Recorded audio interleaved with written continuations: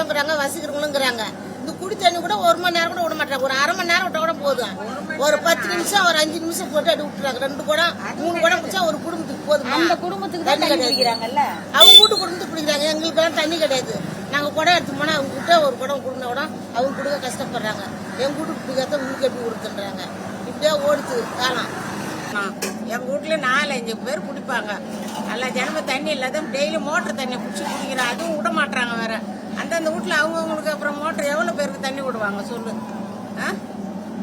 மோட்டரும் கிடையாது. எங்க பக்கம் மோட்டரும் கிடையாது வேற. இருந்த மோட்டர் உடச்சாச்சு. குடி தண்ணியே வரலங்க. எங்களுக்கு ரொம்ப கஷ்டமா இருக்குது.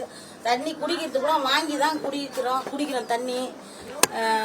பிள்ளைங்களை ஸ்கூலுக்கு அனுப்புறதுக்கும் தண்ணி இல்லாத கஷ்டமா. பக்கத்து வீட்டில் போனால் விட மாட்டேன்றாங்க. எத்தனை பேருக்கு விடுவாங்க? அவங்களும் தண்ணி விட மாட்டேங்கிறாங்க. இன்னைக்கு கூட போய் எல்லாத்தையும் பக்கத்து வீட்டில் விட மாட்டேன்றாங்க. வந்துட்டோம் தண்ணி இதை உட்காந்துட்டாங்கிறப்ப குடிக்க நாங்கள் தண்ணி என்ன பண்ணுறதுன்னு தெரியல. இந்த தெருவில் வந்து ஒரு 10 நாளாக சேர தண்ணியே கிடையாது. குடிக்கிறதுக்கு தண்ணியே கிடையாது. அது விட்டா கூட சாகர் தண்ணி கலந்து விடுறாங்க. தண்ணியே வரல.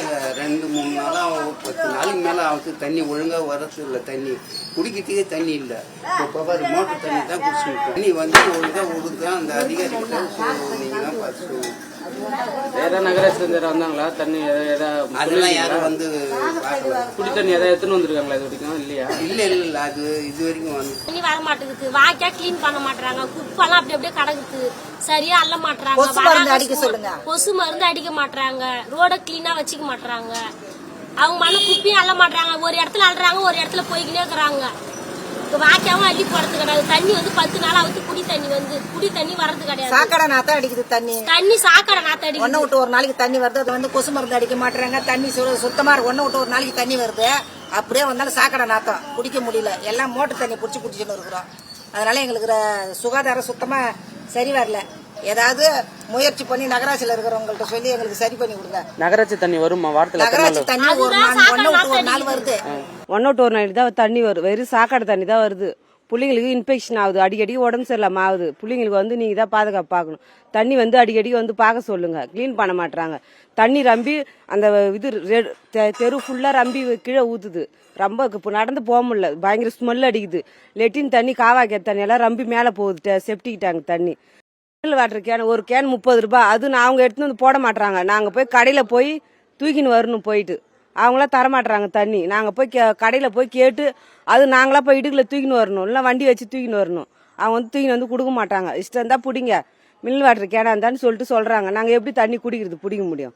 மோட்டர் வச்சுக்கிறவங்க பிடிக்கிறாங்க. நாங்கள் இல்லாதவங்க நாங்கள் என்ன சார் பண்ண முடியும்?